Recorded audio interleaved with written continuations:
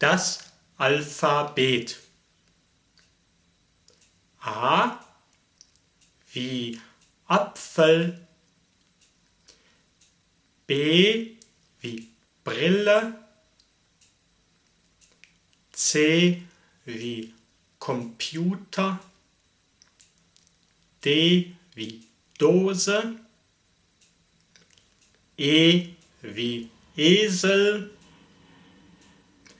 F wie Fisch, G wie Geld, H wie Hand, I wie Insel, J wie Jacke, K wie Kleid, L wie Löffel, M wie Maus, N wie Nase, O wie Ohr, P wie Polizist, Q wie Quadrat,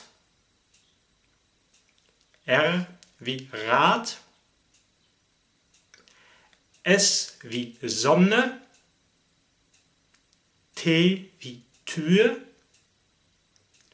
U wie Uhr, V wie Vogel, W wie Wald, X wie Xylophon, Y wie Yacht, Z wie Zelt, Ä wie Ärger, Ö wie Öl, Ü wie Überraschung,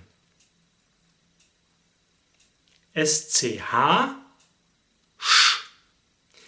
wie Schlüssel, ST, St wie Stadt, SP, Sp wie Sport,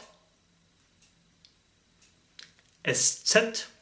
oder scharfes S wie weiß, AU, Au wie Auto, EI, Ei wie Eimer, IE oder langes I wie Wiese.